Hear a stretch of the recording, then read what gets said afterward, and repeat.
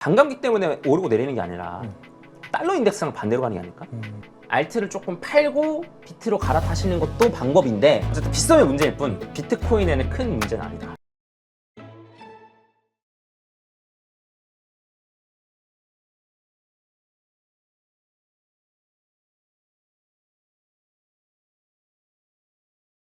네, 일부에서는 지금 가상화폐 시장의 어떤 기술적인 반등 포인트에 왔다는 것을 이야기를 했다면 2부에서는 못다한 이야기에 대한 이야기를 조금 더 디테일하게 해보도록 하겠습니다. 일단 지금 거래소 수수료가 채굴 수익을 넘어섰다라고 잠깐 이야기를 해주셨잖아요. 네. 이 부분을 조금 더 이제 자세하게 한번 좀 설명을 해주셨으면 좋겠습니다. 그래서 이거를 계산할 방법은 의외로 간단한데요. 네. 이제 하루 동안 비트코인이 채굴되는 양이 있습니다. 그쵸. 근데 채굴 업체가 어디가 채굴하는지 몰라요. 근데 그걸 다 합치자는 거예요. 아, 그 날 누가 채굴했는지 모르겠지만 네. 채굴된 양. 네. 합. 네. 거기다 비트코인 가격 곱하면 채굴 업체들의 수익을 다 합친 그쵸. 거잖아요. 네. 그 다음에 그 바이낸스의 거래량을 우리가 알 수 있으니 그쵸. 거래량의 수수료를 수수료. 곱하면 수익이 나오잖아요. 그래서 채굴 업체를 다 합친 것보다 바이낸스가 벌어들이는 수익이 2배가 높습니다. 네, 그래서 어쨌든 요 시장에서는 돈을 많이 버는 쪽이. 네, 어쨌든 세를 가능성이 높은데 네. 그래서 요번에 큰 하락도 다 바이낸스 짓이 아니냐 이런 얘기들도 있긴 있는데 뭐 그건 사실 음모론이라서 뭐 딥하게 다룰 얘기는 아니고 그래서 이런 식으로 생각을 해본다면 반감기가 과연 큰 의미가 있느냐 그래서 이제 지금 다뤄드릴 내용도 아까 일부에서도 이제 말씀을 드렸지만 저는 이제 달러 인덱스랑 반대로 가는 걸로 네. 보고 있는데 제가 왜 달러 인덱스랑 반대로 가는 자산으로 비트코인을 보고 있는지 그러면 이제 달러 인덱스랑 반대로 간다고 생각하면 만약에 여러분들 그런 생각이 드신다면 올해 달러 인덱스가 떨어질 것인지 요것만 확인하시면 되잖아요. 그쵸. 그래서 제가 어떻게 이런 생각을 하게 됐는지를 한번 쫙 네. 풀어드리도록 한번 해보겠습니다. 자, 일단은 요거는 반감기를 제가 다 겹쳐놓은 겁니다. 그래서 오른쪽 있는 요게 반감기고요. 네. 얘는 2015년 막 이때고 2017년 막 이때 해가지고 제가 모든 구간을 다 겹쳐놓은 네. 거예요. 그래서 반감기에서부터 마이너스 950일, 마이너스 880일, 마이너스 890일 정도 전에 고점이 있었어요. 요걸 따르면은 올해 한 10월이나 11월 정도에 고점이 있었어야 됐고 실제로 10월 6일 날 12만 6천 달러 해가지고 최고점이긴 했습니다. 네. 근데 저는 가격이 이 정도가 아닐 거라고 생각을 했었기 때문에 뒤에도 또 여러 가지가 있지만 그래서 요 반감기 패턴만 보면 지금 패턴대로 가는 것처럼 보여요. 네. 이때 고점을 찍고 어쨌든 떨어졌으니까 그쵸. 물론 여기서 반등해서 올라가면 패턴이 깨진 거죠. 예, 그러면 요런 패턴대로 간다라고 치면은 이거 지금 하락장이라 치면은 요 패턴대로 가는 거고 그다음에 지금이 하락장이라고 주장하는 사람들의 가장 큰 요 근거도 이겁니다. 네. 다른 근거 같은 경우에는 솔직히 말씀드리면 온체인 데이터나 뭐 이런 것도 있는데 심리나 이런 것도 있고 근데 이제 우리가 생각을 해봐야 되는 게 가격이 떨어져서 심리가 무너졌느냐 심리가 무너져서 가격이 떨어졌느냐 그건 또 다를 수 있죠. 네. 온체인 데이터도 마찬가지거든요.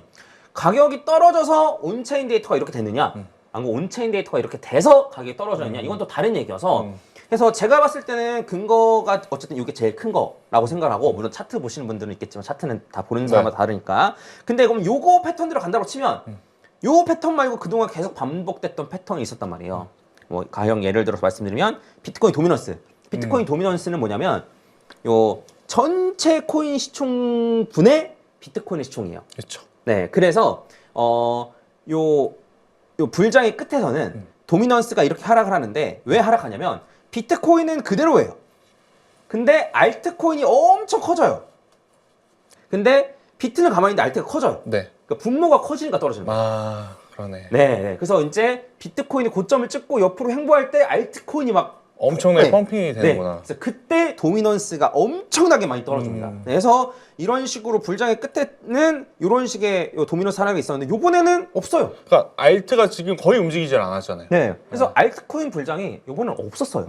그러면 과거에는 알트 불장이 있었는데 요번에 왜 없어? 그러면 이제 하락이라고 주장하시는 분들은 얘기하는 게 야, 이제는 유입이 다 ETF로 됐잖아. 그러면 이더리움은? 그렇죠. 이더리움도 ETF 있는데 솔라나도 있는데 근데 이제 요런 거에는 어쨌든 좀 말이 안 맞는 거죠. 그래서 어쨌든 과거에 있었던 요 패턴은 지금 이루어지지 않았다. 그러니까 과거의 패턴들이 사실 조금씩 이제 깨지고 있는 것들도 있다는 거죠.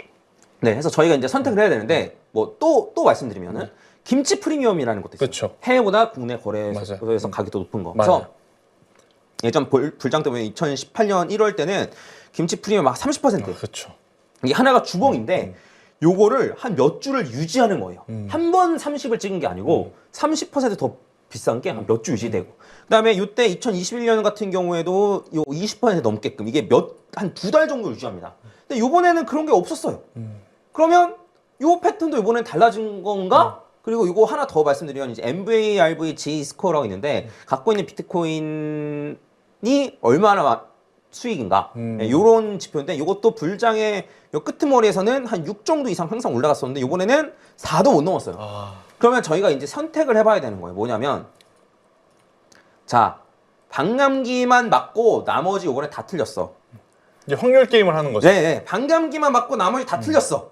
혹은 반감기만 틀리고 나머지는 다 맞았어. 네, 나머지는 어쨌든 한 번 더 고점 뚫고 올라가면서 나머지 다 맞게 될 거야. 요 둘 중에 하나를 우리가 골라야 되는 거예요.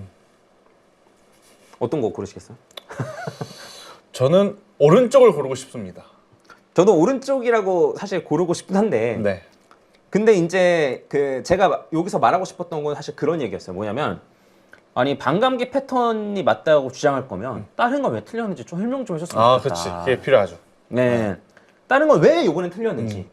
왜 수급이 안 들어와서 그랬어 라든가 안 그럼 뭐 다른 것 때문에 그랬어라고 한다면 도대체 이번에 그럼 왜 수급이 안 들어왔을까? 현물 ETF로 해가지고 유입은 역대급으로 많이 됐고 그러니까요. 그리고 이더리움을 예시로 들어서 설명드리면은 이더리움이 지난번 불장에서는 그 POW였어요. POW는 뭐냐면 그래픽 카드로 채굴하는 거예요. 그다음 POS는 이렇게 코인만 갖고 있으면은 이렇게 이자를 준 채굴하는 그런 네. 방식인데 그래서 그 POS는 이렇게 스테이킹을 해놓는다고 하거든요. 예치를. 네네네. 네. 그래서 스테이킹을 해놓는 물량들은 단기 물량이 아니에요. 왜냐면 이더리움은 그렇죠. 스테이킹 하는데 지금 한 2달 걸려요.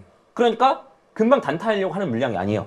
근데 지난번 불장에 대비해서 스테이킹된 물량이 한 30% 돼요, 지금. 그러니까 30%는 락업이 된 거예요. 그렇죠. 네. 그리고 비트마인이나 뭐 이런 애들이 이더리움 쓸어 담는 게 거의 한 10% 가까이 되고. 그러면 전체 유통 물량 중에 40%가 줄었어. 그리고 유동성 환경으로 보면 지난번 불정보다 더 좋아. 글로벌 램프나 이런 거 따져서 봤을 때. 근데도 고점을 못 넘고 있는 게 저는 정상적으로 보이진 않는다는 거예요. 네. 그래서 저는 사실 모든 가격은 결국 수요와 공급에 의해서 결정된다고 생각합니다. 그렇죠. 네, 요거 말고 다른 이론을 가지고 계신 분들이라면 전 노벨 경제학상에 한번 도전해 보시는 걸 추천드리고. 네. 근데 이제 수요와 공급적인 입장을 봤을 때는 지금의 가격, 지금 가치는 여기서 만약에 불장이 끝난다고 한다면 제 생각에 조금 이상하다. 네, 라는 말씀을 좀 드리는 거고. 그러면 만약에 저도 이제 얘기를 해야 되잖아요. 반감기가 틀렸다면 네. 내가 반감기가 틀렸다고 주장하고 싶다면 왜 틀렸어? 왜 틀린 거야? 그렇죠. 에 대한 얘기를 설득력이 있어요. 네, 저는 한번 지금 해보려고 해요. 네. 네, 그래서 일단은 첫 번째로는 이게 일부에서 말씀드렸듯이 일단은 그 채굴 업체들이 이제 더 이상 세력이 아니다. 네, 그거에 대해서 일단 한번 말씀을 좀 드리고 그래서 이게 어쨌든 그 수수료를 따져봤을 때 바이낸스 거래소 수수료로 벌어들이는 게 훨씬 엄청 2배 크구나. 높습니다. 예, 2배는 높고 그리고 이제 요런 상황이니까 제가 고민을 했던 거예요. 뭐냐면 요 반감기 때문에 오르고 내리는 게 아니라 달러 인덱스랑 반대로 가는 게 아닐까? 라는 생각을 했는데 실제로 보면은 지난번 불장을 보면은 위에는 비트코인 아래는 달러 인덱스인데 달러 인덱스가 크게 하락할 때마다 비트코인이 올라갔었습니다. 네, 이런 식으로 비트코인 올라갔었고 그다음에 요번에 떨어졌을 때도 사실 안 오른 건 아니었어요. 네, 근데 이제 요거는 저는 너무 달러 인덱스가 많이 올라서 가파르게 올랐죠. 네, 그래서 오버슈팅했다. 네, 맞습니다. 그래서 떨어져도 제 생각에는 달러 가치가 높은 상황이었다고 생각하는 거예요. 그래서 달러 인덱스가 이때는 90 정도까지 떨어졌을 때 비트코인이 폭발적으로 상승했었거든요. 그래서 지금이 한 97 정도 왔다 갔다 하니까 그렇죠. 여기서 90까지 떨어지면 충분히 불장이 올 수 있지 않을까. 가상화폐는 한 번 더 우상향할 수 있다. 네. 근데 제가 갑자기 달러 인덱스를 생각한 건 아니고요. 달러 인덱스랑 반대로 가는 거는 그 사토시가 비트코인 만든 사람인데 그렇죠. 걔가 적어놨어요. 뭐라고 적어놨냐면 이게 이제 비트코인은 블록이 있는데 제네시스 블록이라고 블록에다가? 하면 네, 처음에 생겨난 걸 제네시스 블록이라고 합니다. 거기에 메모를 적어놨어요. 그 메모 내용이 2009년 1월 3일 더 타임즈 은행들의 두 번째 구제 금융을 앞두고 있는 UK 재무장관 해가지고 기사 타이틀 헤드라인을 박아놨는데 너네가 돈을 마음대로 찍었다 풀었다가 뭐 하니까 모았다 뭐 걷어들였다 하니까 이런 경제 위기가 온 거 아니야. 그래서 나는 너네가 마음대로 하는 그 통화 말고 예전 화폐로 가겠어. 해서 더 미래의 기술이 아니고 예전에 더 몸을 과거에? 이용한 금을 채용해서 따온 거예요. 그래서 그 마이닝이란 채굴이라는 단어도 그것 때문에 그렇죠. 한 거고. 그 다음에 요 블록체인의 특징이라고 하면은 탈중화가 투명성, 그쵸. 그 다음에 제3자 자동화 이런 얘기를 하는데 이게 달러의 특징이랑 다 반대예요. 네.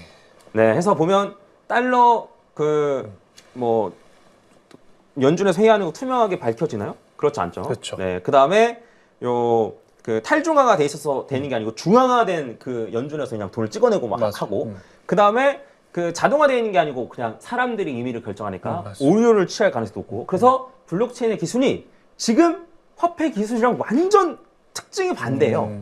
그래서 원래 그냥 할래 그냥 그 달러랑 반대로 갈래 그런 자산이 될래라고 하면 다 되는 게 아니고 사실 두 가지를 해결했었어야 되는데 첫 번째로는 복사 붙여넣기가 되면 안 돼요. 요거를 블록체인 기술을 해결한 거예요. 네, 그리고 두 번째는 전 세계 어디서든 다 현금화 가능해야 그쵸. 돼. 근데 이게 2017년도를 기점으로 요 전 세계 거래소가 생기면서 어느 정도 가능해졌고 속도가 빨라졌고 허들이 좀 낮아진 거죠. 네, 그쵸. 그래서 그때를 기점으로 그냥 달러 인덱스랑 너무나 다르게 가기 시작합니다. 네, 완전 반대로 가기 시작해요. 물론 비트코인이 정말 뭐라고 해야 될까 아주 그냥 난리나 뭐 욕을 할 수 없으니까 아무튼 그냥 그런 자산이어서 달러 인덱스는 한 번 방향을 잡으면 쭉쭉 가는데 뭐 보시면 아시겠지만 얘는 달러 인덱스가 이렇게 쭉 떨어지는데 비트코인은 떨어졌다 올라갔다가 그쵸. 떨어졌다가 올라갔다가 올라가면서 결국 처음과 끝을 맞춰요. 맞아요. 네, 이런 식으로 반대로 가기 시작했고 똑같이 갔던 게 역사상 딱 두 번 있는데 첫 번째는 비트코인 현물 ETF가 승인됐을 때 그때 같이 올랐고요. 그다음에 트럼프 기에 총알을 쓰셨을 때 그때 이제 같이 올랐고 그래서 역사상 같이 떨어졌던 적은 한 번도 없었어요. 그래서 달러 인덱스랑 반대로 가는 게 아니야라고 저는 생각을 했었었고 여기서 궁금한 건 달러 인덱스가 떨어져서 올라가는 건지 가상화폐의 가치가 올라가서 달러 인덱스가 떨어지는 건지. 근데 저는 전자 같긴 해요. 전자. 네, 네. 해서 저는 안전자산의 정의가 뭐 변동성이 적은 자산 아니라고 생각해요. 금 변동성 안 적잖아요. 그렇죠. 네. 뭐 요새 네. 가장 난리죠. 네. 은도 안 그렇죠. 났고. 더 날리고. 네. 그러면 뭐 그렇다고 해서 위험 자산이랑 반대로 가는 자산? 그것도 아니잖아요. 그래서 저 안전자산의 정의가 유사시에 내가 뭘 갖고 있을 것이냐. 갑자기 전쟁 난다. 그럼 내 자산을 뭘로 바꿀 것이냐. 지킬 수 있을 것이냐, 네.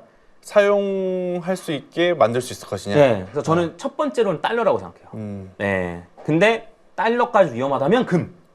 네, 요런 이유라고 생각을 했고, 그래서 금도 안전자산, 달러도 안전자산인데 그동안은 반대로 갔었어요. 그렇죠. 네, 그래서 둘 다 똑같은 안전자산인데 왜 반대로 가지?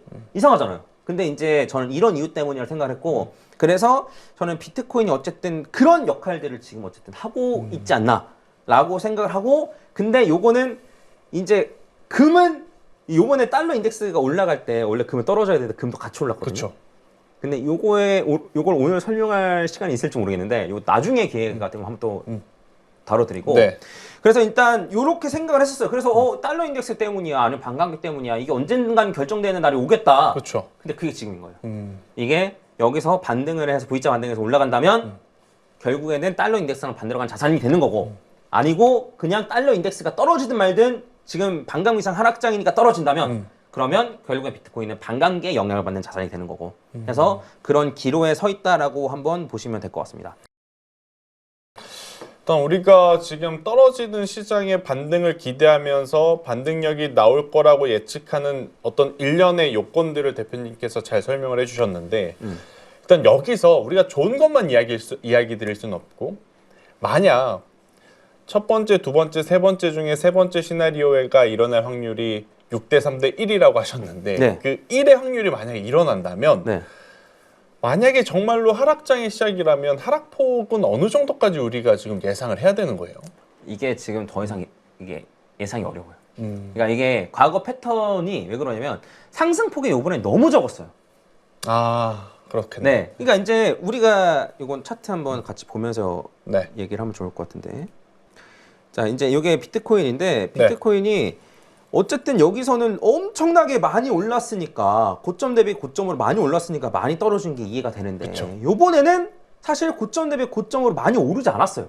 그러니까 요거를 수치로 제가 정확하게 좀 보여드리면 아, 그러니까 고점 대비 고점. 저점에서 고점이 아닌 네. 그 전에 가장 높았던 네, 고점에서 최근에 고점을 이어보니 네.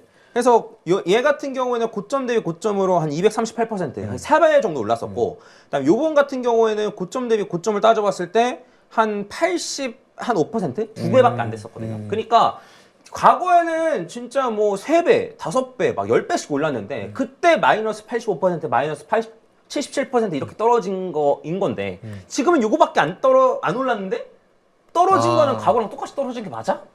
그러니까 상승폭은 둔화됐는데 하락폭은 똑같으니까 이거는 이치 안 맞다. 네. 저는 그래서 지금 이제 과거에 이만큼 떨어졌으니까 이번에도 이만큼 떨어질 거야 라는 거는 너무 원하는 것만 그렇지, 그렇죠. 네, 취사 선택하는 것 같다라는 생각이 좀 들고 이제 요 가격적인 거는 제 개인적인 생각으로는 비트는 저점을 살짝 깰 수는 있겠으나 여기서 뭐 더 많이 떨어져서 막 뭐 5만 달러 밑으로 떨어지고 이럴 가능성은 저는 매우 낮다라고 생각을 하고 다만 횡보를 하게 되면 알트코인은 더 떨어진다. 예, 그래서 제 생각에는 요 대처 방법을 여러분들이 한번 생각해 보셔야 되는데 비트로 바꾸시는 것 방법이에요. 아, 예, 떨어지더라도 비트가 덜 떨어질 테니 그러니까 이제 A도 B도 C도 갖고 있는 게 능사가 아니라 네. 만약에 떨어지는 게 부담이 된다면 차라리 대장으로 가자. 네. 그리고 어쨌든 알트코인이 오르는 것도 비트코인이 고점을 찍고 난 다음에 와요. 알트 불장이. 네. 네. 그래서 그런 것도 좀 생각을 해보면 비트가 아예 없다라고 생각을 하시면 알트를 조금 팔고 비트로 갈아타시는 것도 방법인데 근데 알트가 훨씬 더 많이 떨어졌는데 지금 요걸 손절하고 가면 그러니까. 너무 아프지 않냐라고 생각을 하실 수도 있으니 차라리 요 갈아타는 것도 적립식으로 아, 그냥 예. 한 번에 확 자르고 지르고 하지 말고 아이씨, 저 사람들 말 믿었는데 하지 말고 조금씩 덜어서 네네네네. 조금씩 사고. 한 2-3달에 걸쳐서 한다고 생각하시고 그런 식으로 어쨌든 비트코인의 비중이 좀 확보가 되면 그러면 사실 조금 수월할 수 있거든요. 그래서 물론 저는 어쨌든 이렇게 횡보해서 떨어질 가능성이 낮다고 생각하지만 그래서 저도 현금 비중이 지금 적어요. 예, 적고 다만 아까 말씀드렸듯이 한 10만 달러 정도까지 올라간다면 일정 부분 현금화해서 좀 대처를 할 생각이긴 한데 요런 대처 어쨌든 제 생각엔 최고이지 않을까라고 생각하고 저는 여러모로 지금 파는 게 최악이다. 그러니까 여러분들도 잘 이해하셔야 될 게 무조건적으로 좋으니까 홀딩하자기보단 지금 변동성을 참 예측하는 것 자체가 어려운 시장이 되어버렸고 과거의 패턴을 보면서 우리가 분석하는 것도 한계가 좀 보인다. 그러니 이럴 때는 가장 불안감이 적은 쪽 비트 쪽으로 자산을 몰거나 그리고 그 비트의 자산의 가치가 상승할 땐 일정 부분은 한번 리스크 관리 차원에서의 대응은 필요하다고 대표님께서 이야기를 해주시는 것 같아요. 그리고 이제 마지막으로 또 하나 개인적인 궁금증은 뭐가 있냐면 네. 지금 빗썸 사태 이거 어떻게 보세요? 그러니까 그 예전에 네. 있는 그대로 말씀해 주십시오. 아, 네네네. 그 제가 혹시 그 지금 30대시죠? 네. 아, 네. 그 제가 예전에 한 10년 전에 회사를 다녔었거든요. 그때 거기 과장님이 계셨어요. 근데 그 과장님이 주식 투자를 막 하시는 거예요. 근데 과장님이 저한테 얘기를 해주시는 거예요. 뭐냐면, 야, 나는 예전에 주식 투자할 때 이거 사기인 줄 알았어. 주식 증권이 그때 그 과장님은 증권으로 받았대요. 그렇죠. 이렇게 집에서 이렇게 하는 게 아니고, 맞아. 야, 이 종이 쪼가리가 이게 회사라고? 라고 하면서 안 믿는 사람들이 엄청 많았다는 거예요. 네. 그리고 하나 더 말씀드리면 예전에 이제 삼성증권에서 또 유령 주식 만들어가지고 그거 얼마 아니에요? 2018년인가 그래요. 네. 근데 그 지금 우리가 생각을 하기에 야 그거 야 회사 주식 마음대로 찍어낼 수 있는 거네. 회사 주식 다 사기야? 라고 생각을 할까요? 안 그러면 삼성증권이 문제야 라고 사람들이 얘기할까요? 아 그러네. 네. 그러면 아니 우리가 지금 생각해 봤을 때, 야, 그 주식 증권사에서 마음대로 찍어낼 수 있는 거네. 그럼 우리 그 주식 투자하면 안 되겠네라고 말하는 사람도 있으면 우리 진짜 한심하게 보겠죠. 그렇죠. 그렇죠. 제 입장이 지금 그래요. 크게 걱정할 필요 없다. 네, 이건 빗썸의 문제예요. 빗썸에서 어쨌든 요 마음대로 이렇게 발행이 되는 게 아니고 그냥 숫자만 찍혔던 거예요. 회계 장부 차원에서의 처리가 미흡했다 이렇게 보는 거죠. 네, 그래서 빗썸은 문제가 맞습니다. 근데 빗썸은 전 얻어 터져야 된다고 생각해요.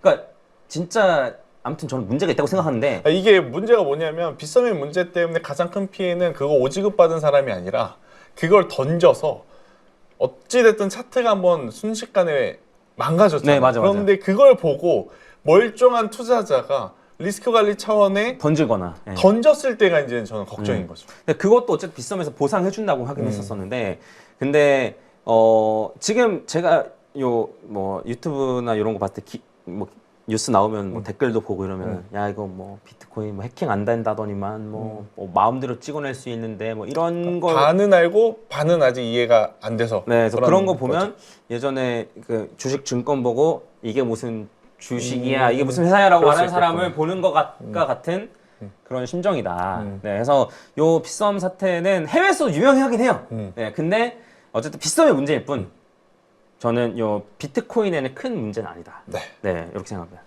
일단 뭐 오늘 전체적으로 우리 815 모니터 구독자분들의 가장 큰 근심, 걱정은 가격의 하락이 멈출 것이냐, 그리고 멈춘다면 어떤 트리거, 어떤 패턴 때문에 멈출 것이냐, 이게 가장 궁금해하셨을 것 같은데 오늘 이제 불장TV의 퍼즈 대표님 모시고 1부와 2부 나눠서 어떤 이유 때문에 나는 지금 반등의 시그널을 보고 있다는 것을 명확한 근거 자료와 함께 배울 수 있었던 날인 것 같습니다. 오늘 정말 많은 이야기들을 좀 들었고요. 못다한 이야기가 많은 것 같아요. 그래서 이제 퍼즈 대표님 빠른 시간 안에 다시 한번 모셔서 우리 코인 투자자분들에게 조금이라도 더 도움되는 이야기 컨텐츠 드리도록 하겠습니다. 오늘 함께해 주신 불장TV 퍼즈 대표님 너무 감사드립니다. 네, 감사합니다.